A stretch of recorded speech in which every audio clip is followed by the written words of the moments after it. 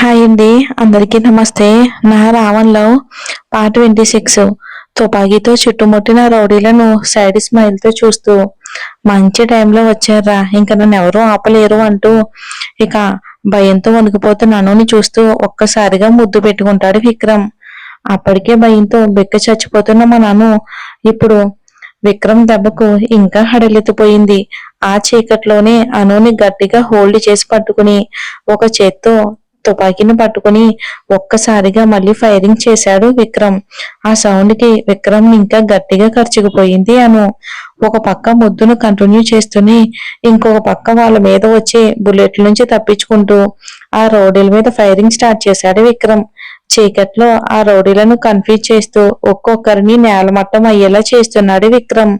Correct గా మిగిలిన ఇంకొక రౌడీ తుపాకీ పట్టుకుని విక్రమ్ మీదకు రాగానే బుల్లెట్స్ అయిపోయిన గన్ ని మరీ రీలోడ్ చేసి ఫట్ ఫట్ మని ఇంకో 4 బుల్లెట్లు దించగానే ఆ రౌడీ కూడా రక్తపు మడుగుల్లో నిండిపోయాడు. అప్పటి వరకు ఫుల్ గా కోపంలో గన్ మీదనే కాన్సన్ట్రేషన్ చేసిన విక్రమ్ అప్పటి వరకు అను ఎలా ఉందో కూడా చూసుకోలేదు. తను భయపడుతుంది అని అలా తన పెదాలను బందీ చేసి తన భయం పోగొట్టాలి అని చూశాడు. ఇక ఇప్పుడు అనుని మెల్లిగా వదిలి తనని చూశాడు విక్రమ్. కానీ అనులో భయం తారాస్థాయిలో ఉండటంతో వెంటనే విక్రమ్ ని గట్టిగా హత్తుకుంది భయంతో. తను అలా పట్టుకోవడంలోనే తెలుస్తుంది తను ఎంత భయపడిందో అని.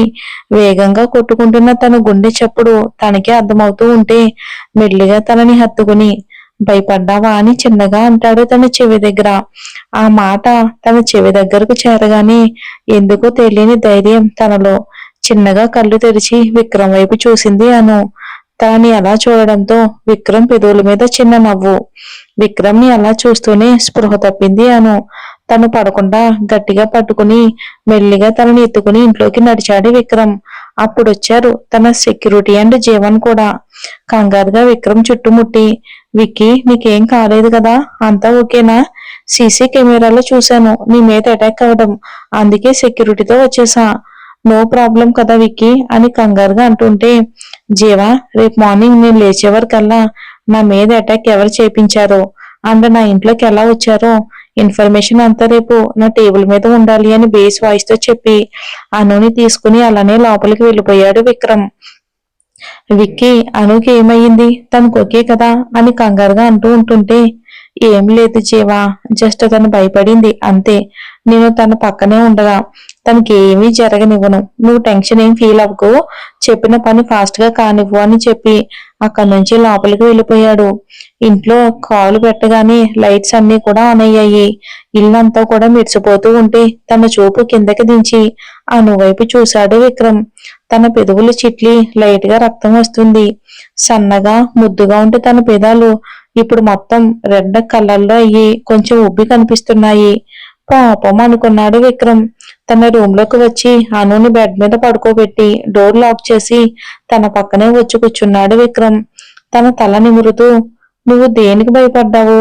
రౌడీలని చూసా, లేక నేను ముద్దివ్వటం వలన? నాకైతే అసలు అర్థమే కావట్లేదు. నువ్వు లేచాక నీతో ఖచ్చితంగా ఆన్సర్ చెప్పిస్తాను అని తనని చూస్తూనే లైట్ ఆఫ్ చేసి తన ల్యాప్టాప్ ఓపెన్ చేసి అసలు తన మీద ఎవరు అటాక్ చేశారని కరెక్ట్గా తెలుసుకోవాలి అని తన ఇంటి చుట్టూ ఉన్న సీసీ ఫుటేజ్ ని చూడటం స్టార్ట్ చేశాడు విక్రమ్. కానీ తనకు అసలు అనుమానం వచ్చేలా ఏదీ కూడా కనిపించడమే లేదు. అసలు నా ఇంట్లోకి ఎలా వచ్చారు? ఫుల్ సెక్యూరిటీ ఉంటుంది విక్రమ్ ఇల్లు అంటే, సెక్యూరిటీ లేకున్నా కూడా అసలు ఇంట్లోకి వచ్చేలా అసలు ఎప్పుడూ ఉండదా ఇల్లు, అంత స్ట్రిక్ట్ గా ఉంటుంది. మరి నా ఇంట్లోకి ఎలా వచ్చారు అనే ఆలోచనలో పడిపోయాడు విక్రమ్. ఎందుకో తనకి తెలిసిన వాళ్ళే పని చేశారు అనిపిస్తుంది. కానీ ఎవరు?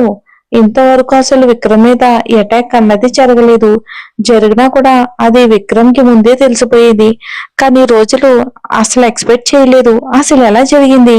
ఈ ఇంట్లో వాళ్ళు ఎవరో బయట వాళ్ళకి హెల్ప్ చేస్తున్నారు, అది ఎవరో తొందరలోనే పట్టుకుని వాళ్ళంతా చూస్తాను అని కోపంగా అనుకుంటూ ల్యాప్టాప్ ని క్లోజ్ చేసి బాల్కనీలోకి వెళ్ళాడు విక్రమ్. విక్రమ్ మనసంతా కూడా ఏదోలా ఉంది. అసలు అనుకి బుల్లెట్ తగిలింటే ఎంత ప్రమాదం జరిగేదో అని మనసులోనే అనుకుంటూ ఉన్నాడు. కానీ అటాక్ ఎవరు చేపించారో అస్సలు వాళ్ళని వదలను. నా అను మీదనే అటాక్ జరిగింది అంటే ఇంకా వదలను, ఎవరిని వదలను. అని మనసులో గట్టిగా అనుకుంటూ ఉన్నాడు. ఇక అను ఒకతే రూమ్ లో ఉందని లోపలికి వచ్చాడు. బెడ్ లైట్ వెలుతురులో ఎంతో ముద్దుగా మెరిసిపోతున్న తనని చూసి ఇప్పటి వరకు పడిన టెన్షన్ అంతా కూడా ఒక్కసారిగా ఎగిరిపోయింది.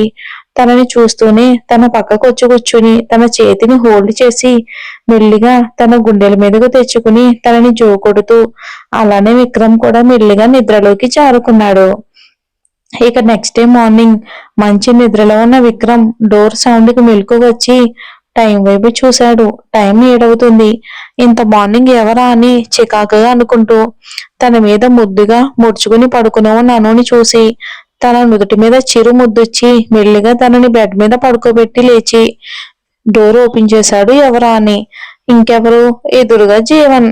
ఏంట్రా ఇంత మార్నింగ్ వచ్చావు, ఏంటి మ్యాటర్ అని నిద్రమొత్తు వదులుకుంటూ ఒళ్ళు విరుస్తూ అంటాడు విక్రమ్. విక్కీ, ఈ రోజు మనం ప్యారిస్ కి వెళ్ళాలి, గుర్తుందా? హా, అయితే ఇంత మార్నింగ్ లేపాలా? ఫ్లైట్ నైట్ 9 కదరా అని కొంచెం ఇరిటేటింగ్ గా అంటాడు విక్రమ్. అది కాదు విక్కీ, నిన్న నైట్ మీ మీద అటాక్ జరిగింది. ఈ రోజు నువ్వు ప్యారిస్ వెళ్ళాలి. నువ్వు ప్యారిస్ వెళ్ళి మళ్ళీ ఇండియాకి రావడానికి మినిమం 1 వీక్ అవుతుంది. అరే జీవా, డైరెక్ట్ గా మ్యాటర్లోకి రా అని కొంచెం కోపంగా అనగానే, అది విక్కీ, నువ్వు అనును కూడా తీసుకుని ప్యారిస్ కి వెళ్ళొచ్చుగా. అప్పుడు ఇద్దరు ఒకే దగ్గర ఉంటే తనకు కూడా సేఫ్ గా అండ్ మీ ఇద్దరి మధ్య బాండింగ్ కూడా పెరుగుతుంది అని జీవన్ అనగానే, నేను వెళ్ళేది హనీమూన్ కి కాదురా, నా ఆఫీసు పర్పస్ కోసం. అయినా తనని తీసుకుని వెళ్తే నేను ఎలా వర్క్ చేయాలరా? అయినా నేను ఖాళీగా ఉండను కదా, మళ్ళీ తను ఒకతే ఒంటరిగా ఉండవలసి వస్తుంది అని విక్రమ్ అనగానే, అలా కాదు విక్కీ, నీ ఆఫీస్ డ్యూటీ నువ్వు చేసుకో, ఖాళీ టైంలో తనతో టైం స్పెండ్ చేయి అని జీవా అనగానే, అయినా కుదరదు జీవా, నాకు ఈ వర్క్ చాలా ఇంపార్టెంట్ అని అక్కడ నుంచి డోర్ క్లోజ్ చేయడానికి చూస్తూ ఉంటే, రే విక్కీ, ఎందుకు అంత రూడ్ గా బిహేవ్ చేస్తావు? అయినా తను ఒకతే ఇక్కడ ఉండి ఏం చేస్తుంది? కొంచెం భయస్తురాల్లా. అయినా నువ్వే తనని అర్థం చేసుకుని కొంచెం దగ్గర అవ్వు. మీ ఇద్దరు హ్యాపీగా ఉంటే బాగుంటుంది కదరా విక్కీ. పొద్దుటే నీ గోల్ ఏంట్రా? అయినా నేను తనతో టైం స్పెండ్ చేసేంత టైం లేదురా నాకు, చూద్దాంలే అని విసురుగా లోపలికి వెళ్తూ ఉంటే, విక్కీ ఒక్క మాట అని తనని ఆపి, ఒక్కసారి అను అడుగు చూడు విక్కీ, నాతో వస్తావా అని ఒక్క మాట అడుగు. తను వద్దు అంటే ఇంకొదిలే అని చెప్పేసి అక్కడి నుంచి వెళ్ళిపోతాడు జీవ. విక్రమ్ కూడా జీవన్ మాటలకి ఆలోచనలో పడ్డాడు. అసలు అనుకి కూడా రావటం ఇష్టం ఉందా లేదా అని అనుకుంటూ బెడ్ మీద బోర్లా పడుకుని ప్రశాంతంగా పడుకున్న అనుని చూసి తన పక్కన కూర్చుని మెల్లిగా తన తల నిమురుతూ తనకి మెలకువ తెప్పించడానికి చూస్తున్నాడు విక్రమ్. కానీ అను లేస్తేనే కదా మంచి నిద్రలో ఉంది. ఇక విక్రమ్ డిస్టర్బ్ చేస్తున్నా కూడా అలానే ఆదమరిచి నిద్రపోతుంది అను. ఇంకా తనని డిస్టర్బ్ చేయాలి అనిపించగా ఫ్రెష్ అవ్వడానికి వెళ్ళిపోయాడు విక్రమ్. మంచి నిద్రలో ఉన్నాను, తన మీద వాటర్ డ్రాప్స్ పడుతూ ఉంటే మెల్లిగా మెలకు వచ్చింది. బాగా నిద్రపోవటం వల్ల మనసంతా ప్రశాంతంగా అనిపించి మెల్లిగా లేచి కూర్చుంది. తనకి ఎదురుగా కేవలం టవల్ మాత్రమే నడుముకు చుట్టుకుని హెయిర్ని వేలుతో రబ్ చేసుకుంటున్న విక్రమ్ కనిపించగానే ఒక్కసారిగా నైట్ జరిగిందంతా తన మైండ్ లోకి రిమైండ్ చేసుకుంది. ఒంట్లో నుంచి వణుకు వచ్చింది తనకి. భయంగా విక్రమ్ ని చూస్తున్నాను అని ఎదురుగా ఉన్న మిర్రర్ లో నుంచి తనని చూస్తూనే ఉన్నాడు విక్రమ్.